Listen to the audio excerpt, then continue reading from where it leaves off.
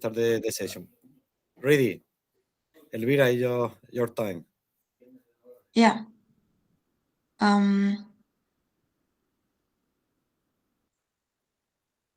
Okay. So hi everyone. We're here today with Remo Bellucci from University of Bologna, and he has worked on many new technologies and is the inventor of more than 20 patents. And he's going to talk about. He's going to give us an overview of the research and development flow and activities in the industrial environment. And we're very happy to have you here with us. So thank you for joining us. I will now, just give you the floor, and you can start whenever you're ready. Thanks, Elvira. And to be precise, I studied at the University of Bologna several years ago.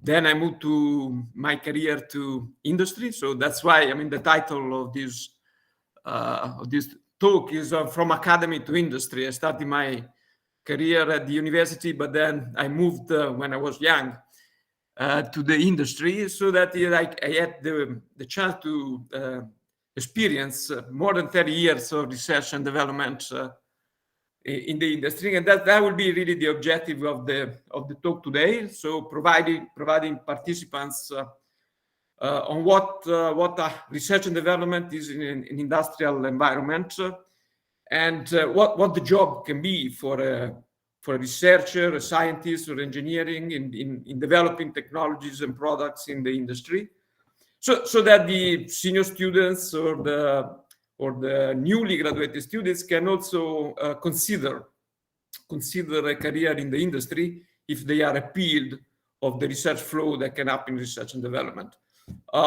This is also addressed for the African students. I volunteer for Trends in Africa. That actually was a proposal from Samira from Trends in Africa to give this speech that can be eventually leveraged by the African students from the university in Africa virtually if you are not in present today. Okay, and it is going to be hopefully an interactive question, so don't really be free to interrupt me and ask questions if it's not clear. And that there are also some case studies that usually I conduct in the face-to-face sessions. I run some sessions with Italian universities. Will not be possible today, but I will give some examples that you can eventually practice offline, or eventually, hopefully, that one day we can also run this session face-to-face. Okay, research and development, the innovation challenge. Why I said the innovation challenge? Because we continue innovate. We continue innovate processes, technologies, products. So that is a continuous challenge, and so that will be really the first topic of discussion. What is R&D in an industrial environment? In industrial environment, the technology and the products need to be meaningful for the consumer. So we will briefly discuss the definition of a consumer need, and from the consumer need to the technical problem to be solved, and what kind of product technology experience we can deliver for the consumers. The third topic that will touch base will be on the product technology material model definition, the model, the targets, the methods, because really we use the scientific methods to develop products, to develop technologies. And then we will end up with a process of invention. Invention is not just creativity. There is a process that leads to invention, so that we define the technical contradiction, the engineering and physical contradictions, and then we formalize the problem, and then we evaluate the solutions, the potential solution to the problems, and then we make the experiments to come to a solution. And we will see some examples from real life. Okay, so these are the the 4 topics that we will deal with in this discussion. Okay, I think Elvira already presented me. I said, I studied at the University of Bologna. I think I graduated 4 years ago. And but then I started my career research and development for a company that is Procter & Gamble, that probably the products are more popular than the name of the company, because it operates in, for example, in oral care. Oral-B is a product, or in shaving, Gillette, or in feminine protection, Always, or Pampers, or some products in laundry like Ariel, Dash, so some famous global brands. And one of the opportunity that you have while working in research and development for a multinational company is that you can work in different research centers. So I started my career in Italy. Then I moved for 5 years in US, in Cincinnati, Ohio, where there is the headquarters of Procter & Gamble. And then for 4 years, I moved to Frankfurt, close to Frankfurt in Germany. So I had really a global career. This is also an opportunity, to know different approaches, different cities, really multicultural experiences. And I've worked a variety of new to the world technologies.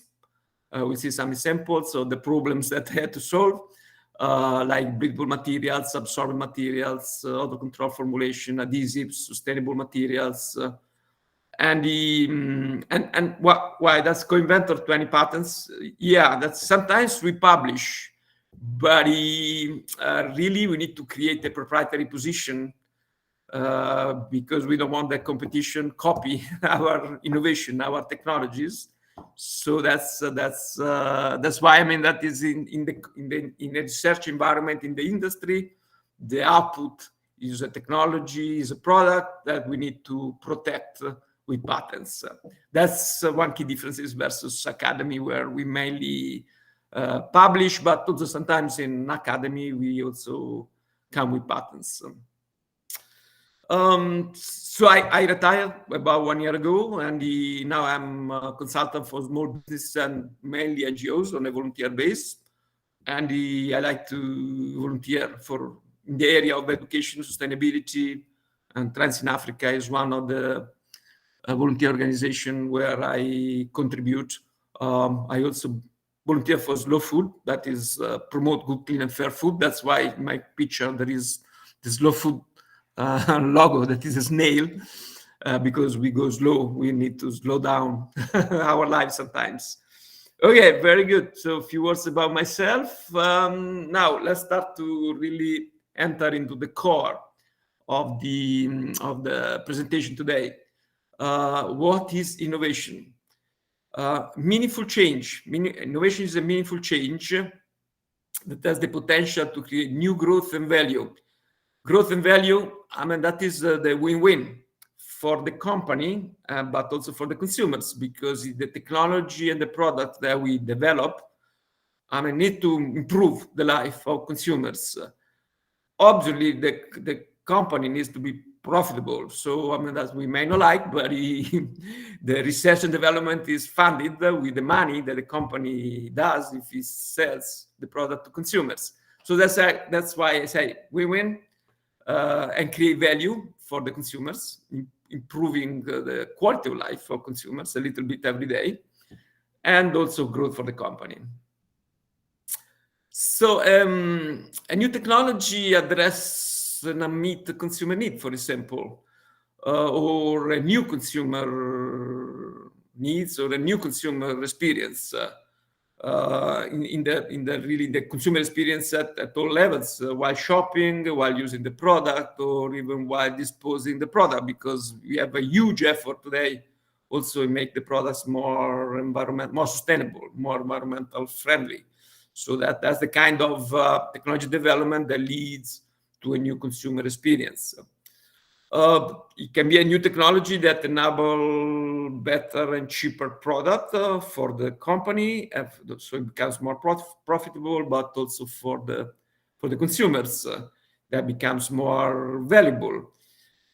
Can deliver a new benefit from existing technologies and products. So that is the kind of range of meaningful change that a new technology, a new product can bring to mainly for consumers. Okay, I pause 1 moment. Please stop me if something not clear or any question. Thank you.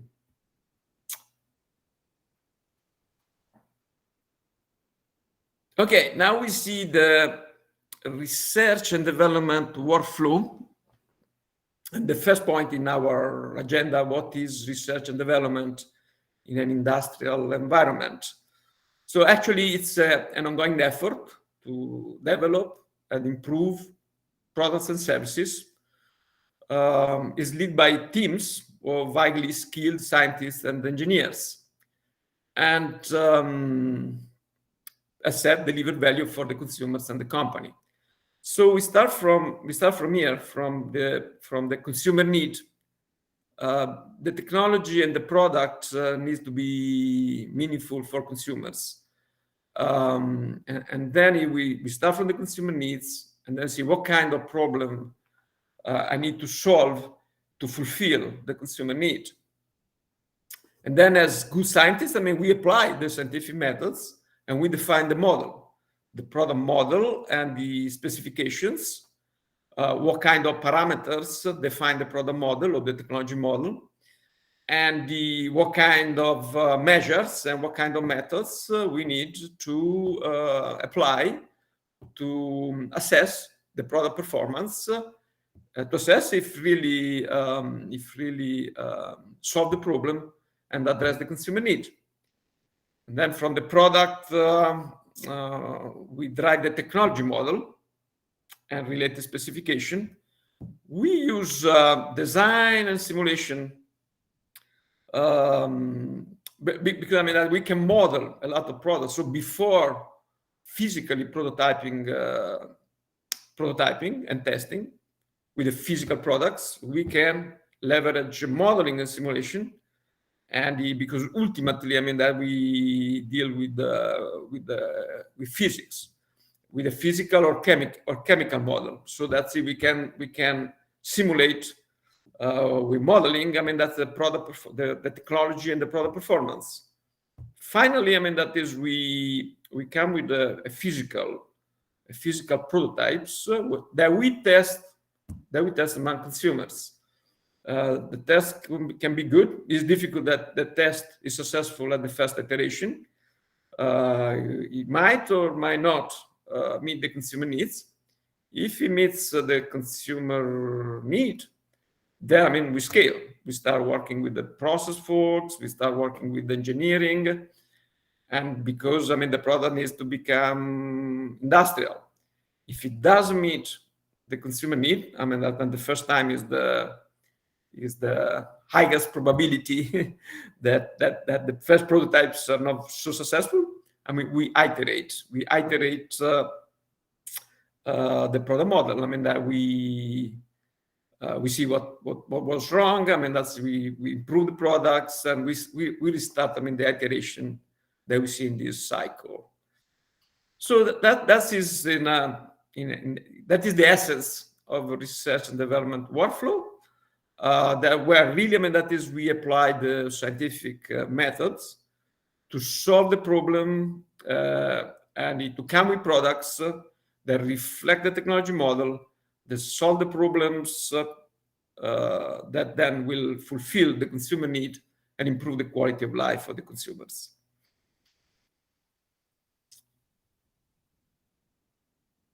Okay, if no question, we move to the next one. And so here, that's obviously the R&D, the research and development scientists and engineers do not work in isolation. That's they really interact with several company functions. That's in a certain sense enriches the work of the scientists and engineers. So I said, that's if we look at this flow here, that's a lot of company functions are indicated and interact with R&D scientists and engineers. We said that the development of a new technology, the innovation comes also from a consumer need. So we work with market research, with the market research team, to investigate first what are the consumer trend, the consumer needs. Second, when the physical prototypes is ready, I mean the market research team tests the product with consumers and give feedback to the scientists and engineers if the product works, address the consumer need, or doesn't work. So that's the first interaction. The products need to be sold. So we also interact with the marketing folks. The marketing folks needs to communicate the benefit of the products, and so to develop the advertising actually. So that is, and the scientists and engineers is the best guy to know what are the benefits of the products, how the benefit of the product can be communicated to the consumers. So that's R&D scientists and engineers also work with the marketing functions. The next one is finance. The product is made of, sometimes the product is made of several materials, and there are some new processes that need to develop along with the products to become an industrial products. So we need to calculate the should cost of the product even before that becomes industrial. We need to work with finance to calculate the cost of the products, and that so the finance can give indication if the product can be what kind of value, what kind of price for the products on the shelf. So we also interact with finance to give the specifications of the materials and finance will calculate the true cost of the products. Process and engineering. Yeah, I mean, that sometimes we come with wonderful inventions, but a lot of complexity in making the products and in making the products because we need a new process. So we need the process and engineering function to study the best process to make the products. And finally, manufacturing. If the product tests well, if the benefit is meaningful for consumers. So that we start with scale. The product becomes industrial, and the scientists and engineers are the best guys to tell what's needed to scale the product. So that's also we interact with manufacturing. Last one on the is safety. I mean, there is a function that is regulatory and safety. The products need to be safe for the consumers, need to be safe for the manufacturing people, for the employees as well. So that's also another important function that the scientists and the engineers who work in R&D interact with. So that's you can see that's really very lively, very lively work. That's difficult that you get bored because we also interact with several company functions, and that is really enrich the everyday's work and the R&D workflow. Okay, hopefully that you get some flavor now what the R&D is, and so now we move to the second topic of our discussion today. So that's the first a little bit of psychology, because in product development, also in technology development, we need to have the consumer in mind, and so that is, as I said, consumer is the boss. We say consumer is the boss, and so from a consumer model, we convert the consumer model to a product technology model. I make up this kind of examples. There are some brands that commercialize shoes as breathable, and you see the pyramid on the left is called the Maslow's hierarchy. You can find in the literature. It's made of 5 steps. Physiological. I mean, usually a lot of products. The first, the product need to fulfill a physiological benefit. I mean, if you think of food, or if you think I mean, I work on pampers, baby care, and diapers need to do containment and need to make containment, and also need to be safe for the baby, social, because I mean it improves the social acceptance of the babies. So you see, I mean, the products really reflects the Maslow's hierarchy, and he first need to address a physiological need. Second, need to be safe. Third, social. I mean, that it helps the relationships with the community where we live, where we work. Now, a lot of products, I mean, that's get to very experiential. So, I mean, that's get to ego and self-actualization level. So really, that is I experience a sense of well-being, and I feel positive and active life. In these examples, breathable shoes that I made up. So I mean, that's the physiological. I mean, that is, we need healthy feet. So if I think of the performance of breathable shoes, I mean, I need to feel protected and dry at the same time. Why breathable? Because I want to experience a good skin feel on my feet. So need to be healthy and safety, not irritate, not cause discomfort. And also, I mean, that they need the simple and natural, so comfortable, elegant, and sweat and odor free. So it improves my social relationships. And the ego, I mean, that is shoes are not just, I mean, that's to provide physiological safety, but also, I mean, they are elegant, so I can experience. I feel positive. I can have a sense of well-being when I wear these shoes, because I can move freely. I keep natural field condition, pleasant to use and wear. Okay, that's the work that that researcher in the industry does, along with market research, with marketing, because really, I mean, the technology and the products need to reflect a consumer model, a consumer need. So that's I want to give this kind of perspective because that's really something probably different from academic research and so on. So that's really, consumer is the boss. Okay. So if not question, yes. Yeah, there's kind of a question. Carlos said that he doesn't understand the difference between ego and self-actualization. Yeah, it's a good point. I mean, that is, the difference is subtle. I mean, that's where we go to ego is still, I mean, related to a more experiential sense of well-being. I mean, that sense of well-being is more a feeling. Self-actualization is probably the higher level in the hierarchy, and I feel positive. I mean, my ego is satisfied.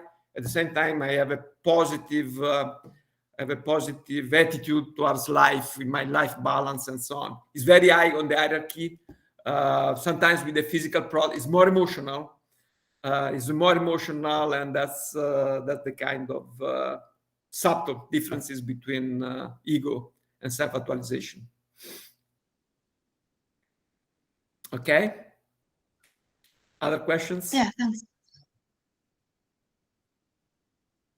Good.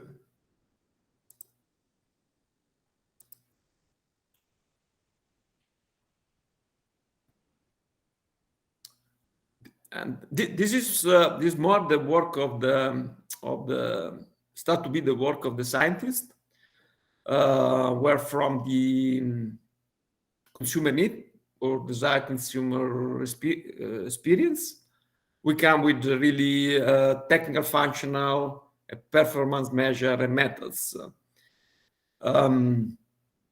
So if we take if we take some of the elements of the hierarchy of needs of Maslow, for example, that is related to the breathable shoes samples.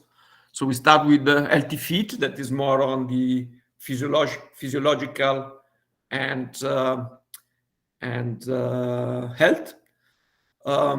So how should be the shoes? I mean, that is ergonomically shaped, and what kind of technical functional properties. I mean, that's I can have some clinical test, for example, and see if the breathable shoes irritates less the skin versus non-breathable shoes, just to give an example. So it needs to be, in terms of consumer benefit, comfortable, no sweating, clean, fresh and dry, no odor. And these should help to keep the healthy skin.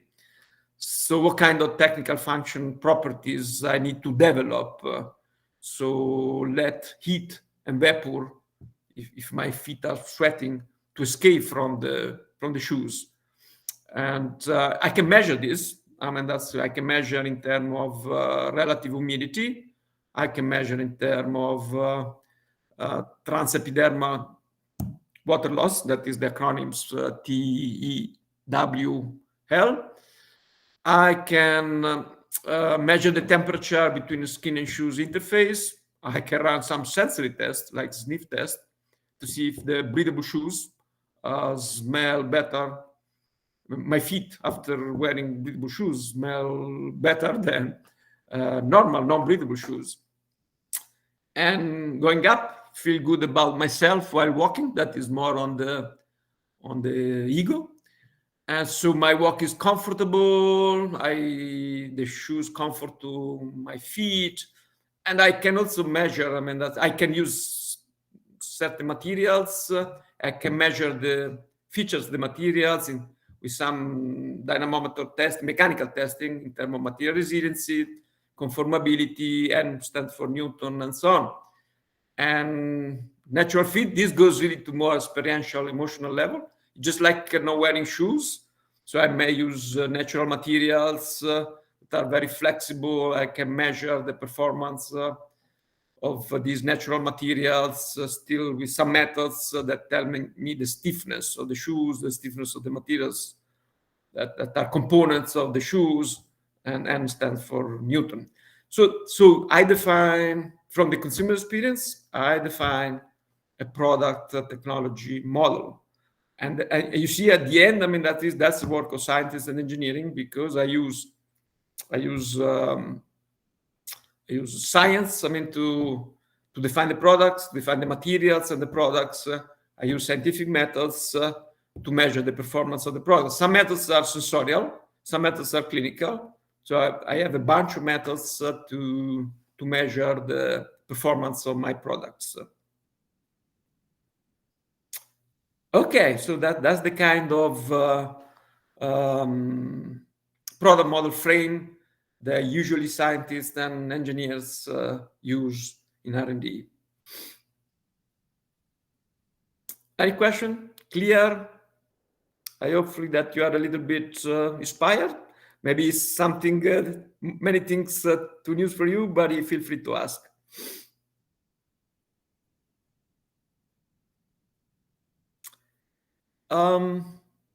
Yeah, now we move to the process of invention. The process of invention, I mean, that the invention, we can be creative and come with invention, but usually the invention comes from a definition of problem to be solved and a technical contradiction. So an engineering contradiction is a situation, that's the definition that I read just straightforwardly. An engineering contradiction is a situation in which an attempt to improve one parameter of a system leads to the worsening of another parameter. So that's the kind of contradiction. And we will see in a minute several examples of an engineering contradictions. In the case of, for example, of breathable materials, like the breathable shoes. I mean, as I can let the vapor and the heat escape, but I need pores. But at the same times, the pores, I had to find a way that when it's wet, I mean, when it's raining, I mean, and everything is wet, the shoes still keep me dry and protect me from the wet on the floor or on the way. So that is the kind of engineering contradictions that I need to solve to come with a product that is solve one problem. In this case, that he let the heat and the sweat and the bad odor escape, but at the same time keep the feet protected and dry when the way is wet. So that's the kind of contradiction that usually I need to solve to drive innovation, and that's the kind of definition. And all the work of the scientists and engineers in R&D is solving technical contradiction. And when we solve technical contradiction, usually we come with an invention, and then we protect the invention with a patent. So as we have seen, I mean, what kind of technical problem we need to solve? In the case of breathable shoes, we need the vapor and the heat escape from the shoes, so my feet are fully comfortable. At the same time, if I make pores, I mean, I need to protect the shoes from getting wet when I walk in a wet floor, in a wet street, for example, raining. So that's the kind of technical contradiction that I need to solve. And as we have seen before, I mean, we have technical parameters. In the case of breathable shoes, I mean, we can measure the performance in terms of relative humidity, in terms of skin transepidermal water loss, in terms of stiffness and stiffness of the material. So we have some sensory methods that tell us, I mean, how comfortable are the shoes, or how or sniff test to see, I mean, that is it protects me from odor and so on. So that's are the technical parameters that define the technical model. And then based on the problem to be solved, we start to identify the inventive principles. In this case, I mean, that is solving the kind of contradiction to, for example, making some pores to the shoes so the heat and the vapor can escape and keep my feet comfortable. And so I describe, at the same time, having some, I don't know, materials isolating from the wet. So I start brainstorming and describing the scientific that address the technical contradictions. So again, I mean, it's really applying the scientific methods for technology development, for product development. And I give this frame that usually the scientists and engineers use in research and development to define the solutions that address the problem to be solved. There's one question regarding this. Could you provide another example of technical contradiction? Yes, that's a great question, because actually anticipate my next 3 slides. Okay, so let me go back here. That's the first case. Now usually in a face-to-face, when we are in a group, I mean, that is we divide into groups. I mean, there are 3 case studies, and each group solves a case study, and using this frame. And then I can tell you that is the creativity the young scientists and young engineers is so great that we come with wonderful solutions that are not even into the market or not even into the patent. Today, I mean, that is, we can discuss the cases. Probably we don't have time, or I mean, that is difficult to make these experiments lively. But here, the first example, toothpaste development.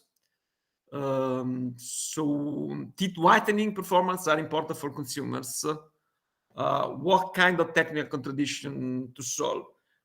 We need high concentration of whitening agents, but some whitening agents like the peroxides are irritating the gums.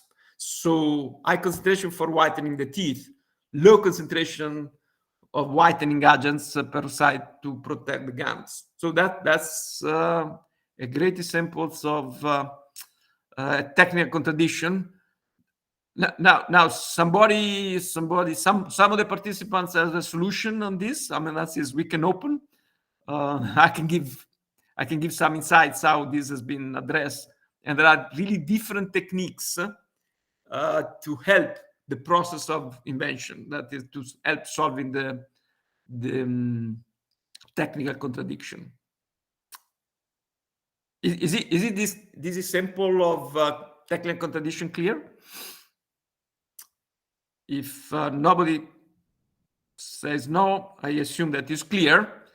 Has anybody some insights how you guys would solve this technical contradiction? Let's try. Otherwise, I say.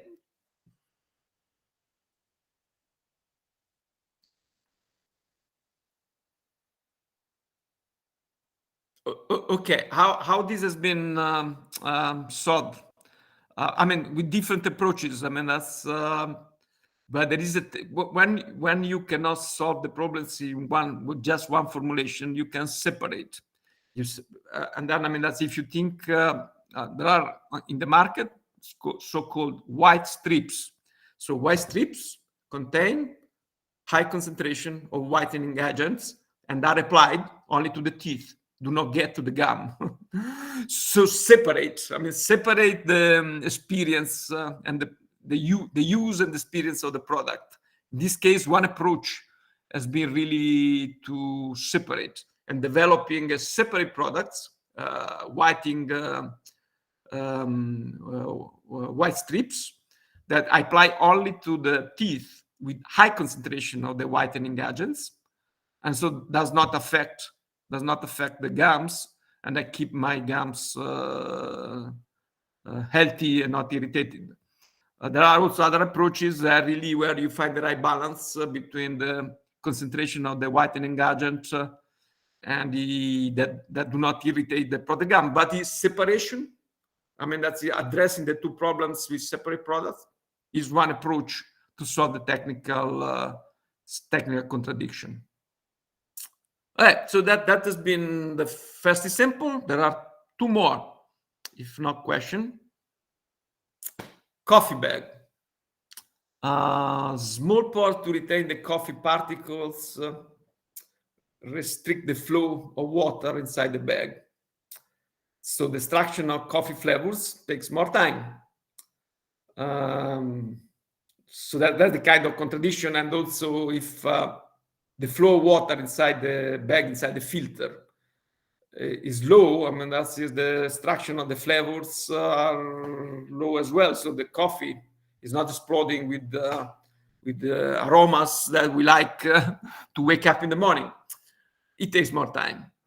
So that's the kind of contradiction. The project goal is to have a cost-efficient coffee bag to better extract the coffee flavor.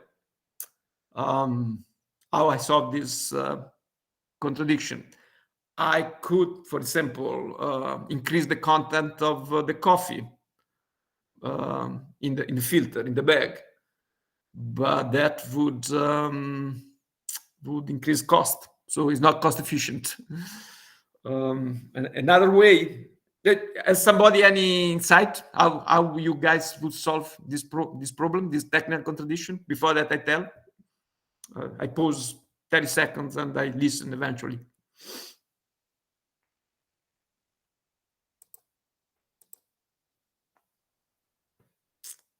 But I understand that it's not so straightforward. So that's and need interaction to discuss the solution. So Yeah, if anyone wants to say something, you can write it on the chat or open your mic. And yeah, yeah, I Carlos see. is saying Yeah, that maybe using hotter water, he's saying. Working on water is one important factor. You are on the right right path for invention. Yes. Well, actually, this is interesting because water contains salts and ions.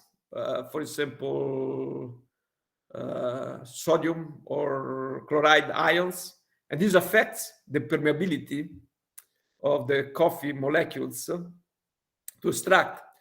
So one approach really is working on water. For example, one approach that was patented is really using ionides that are cheap, incorporate ionides that actually neutralize the ions in the water, and so that it increases the efficiency of coffee flavor extractions in a very cost-effective way without increasing the coffee amount and so on.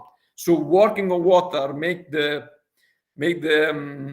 water permeability, make the water more efficient, so as that that is the filtering of the coffee flavors through the bag become faster and more efficient. Yes, working on water is one element, specifically on the minerals, on the salts that the waters and the ions that the waters contains. So good catch. Work on one element of the system, because that's the kind of analysis that the science need to do. What are the elements of system? Water is one important element, and the salinity of the water is one component element. The temperature of the waters is an important element. The other elements, the kind of coffee, the materials of the bag, and so on. So incorporate ionides that are cheap in the materials of the coffee bag has been one solution to this technical contradiction. I have one more case.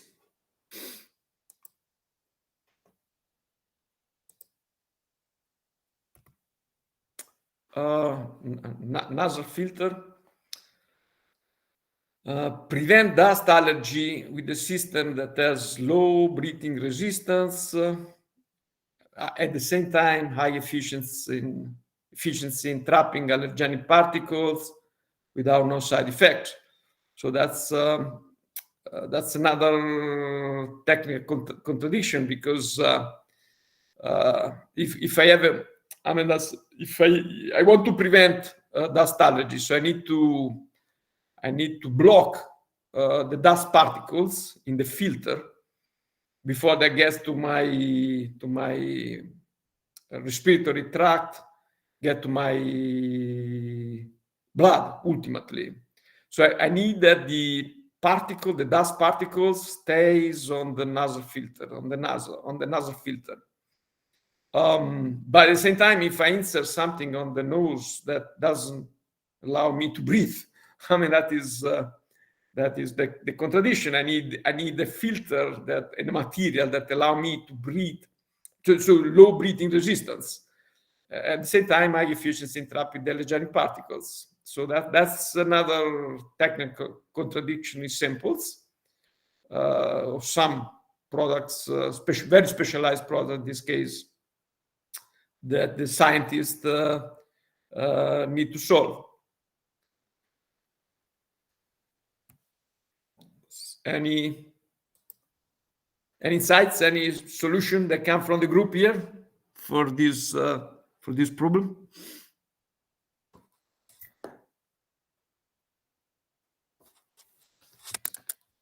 It's not, it's difficult problem. That is not easy.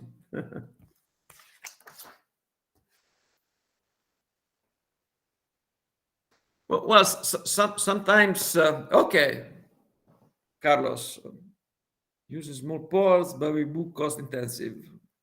Yeah. That's great thinking. You see, sometimes we build on a solution that comes from other industries. So in this case, for example, if you think of the industrial gas purification industry, that they have the best system to isolate particles from gas. So, and that they use a system that is called cyclone system. Two-layer filters also, yeah, that's a two-layer filter.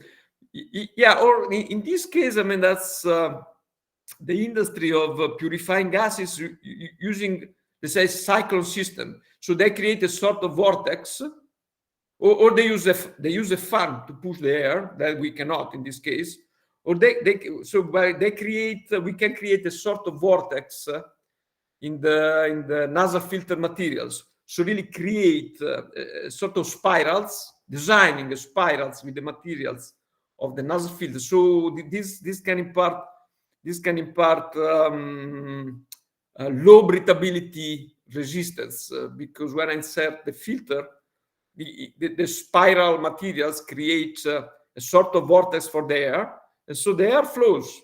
At the same time, I can put some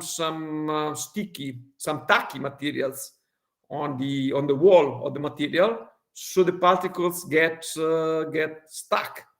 The dust allergenic particle gets stuck to the materials. So there are solutions, and some have been implemented, but that is the third examples of a technical contradiction. That's the work of the innovators. They're really to solve technical contradictions. That's yeah. So I think we are getting towards the conclusions of this brief workshop, and if no question, yeah, I would recap really what's the innovation challenge and what the work of scientists and engineers in R&D environment. Well, bottom line, innovation and research and development are key to improve the quality of life of consumers. I mean, we are plenty of examples of products that are new to the world, or products that are not new to the world, but that improve a little bit, and every day the quality of life improves as well. A lot of attention today is, I mean, to solve the environmental contradictions, because that's really top of mind for consumers, for the industry, and for scientists and engineers to develop products that have the minimal environmental impact, and that's really high level contradictions that we need to solve. The research and development function is of paramount importance to deliver value for consumers and the company. Yeah, that's also, it can be a contradiction, but that is, I mean, is the essence of R&D work.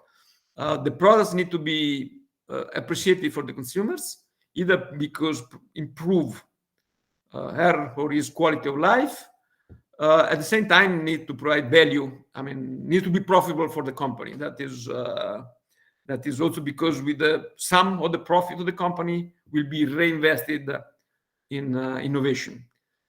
If you recall the table of before, where from the consumer need to the technical problem to be solved to the potential solution, how we measure with methods, parameters and methods, the performance of the technology, the performance of the product. I mean, ultimately, and now we iterate, we make experiments, and we in the lab, and we consumers, and actually we iterate if the product does not perform. I mean, that's we apply the scientific methods for technology development.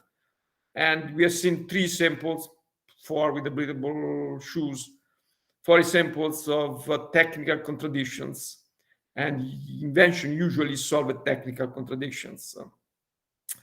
Well, I mean, that's as a scientist that has worked more than 30 years in research and development.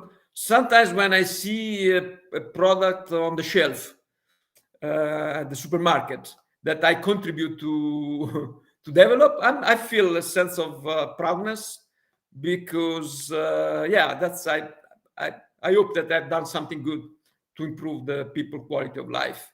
So that's also there is also proudness in working in research and development in the industries because we improve the people quality of life. Yeah, that's the most important thing because yes, we work for money, but also we want to contribute want to contribute with our expertise, with our knowledge, improve the quality of life of the people of our community. So that's the bottom line, the most important conclusion.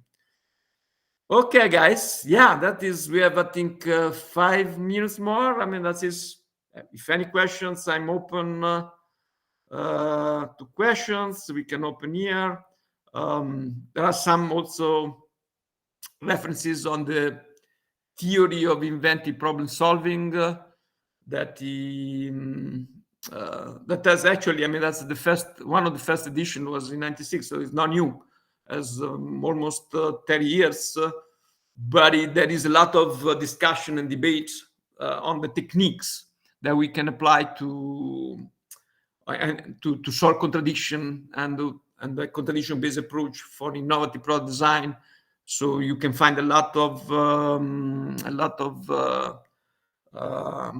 papers on literature on googling just technical contradiction and the process of invention. Here are some references that I used for this presentation. And yeah, I want to thank someone that is Samira Kodisalex of University of Sussex and the Trends in Africa coordinator, and Nicolas, Pedro, and Elvira to help me in this presentation today. For any follow-up questions, I mean, that is, here are my WhatsApp and email. I'll be glad to address any question, or even offline, that comes from this presentation. Okay, so that is, I think I finished. And hopefully that you enjoyed and enrich a little bit your your knowledge. Yeah, thank you. And there is one last question. They are asking where to put the line when a contradiction exists. Yeah, and in key cases is it will depend on the cost and the ethical quality.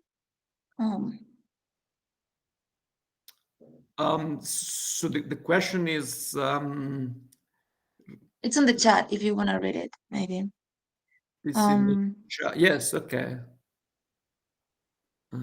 Where to put the line when a contradiction exists? It will depend on the cost, what you expect, I guess.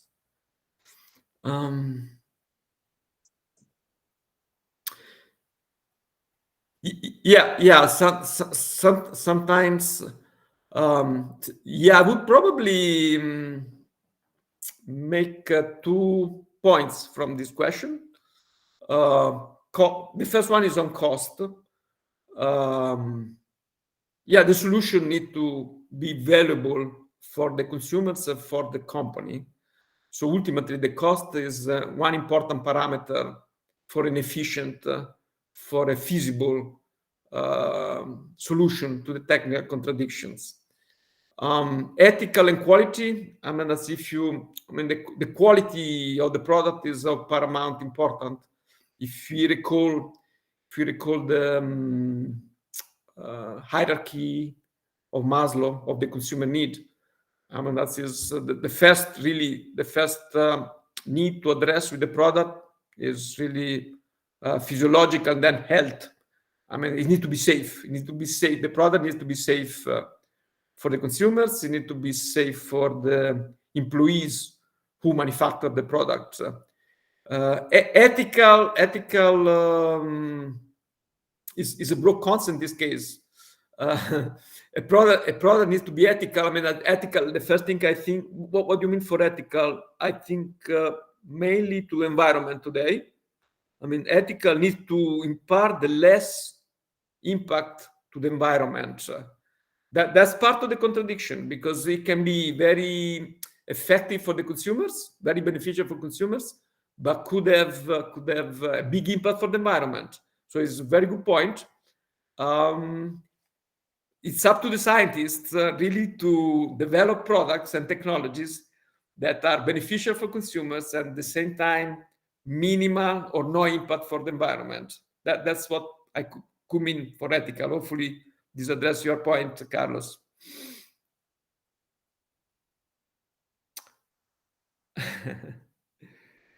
That's something that we need to. So the question is, so the line would be definitely mostly on low. That's something that the scientists need to work with the legal department eventually.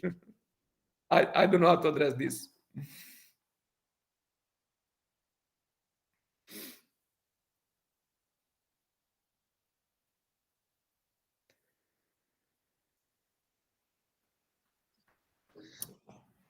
Yeah, well, if there are no more questions, we could just leave it here. And I will just remind everyone that this session was recorded and it will be uploaded to YouTube. And also, we will send the certificates in a couple of days. Yeah, and just thank you for this great presentation. Yeah. Thanks to all, guys. Feel free to write me. Bye. Bye. Thank you. Bye. Thank you.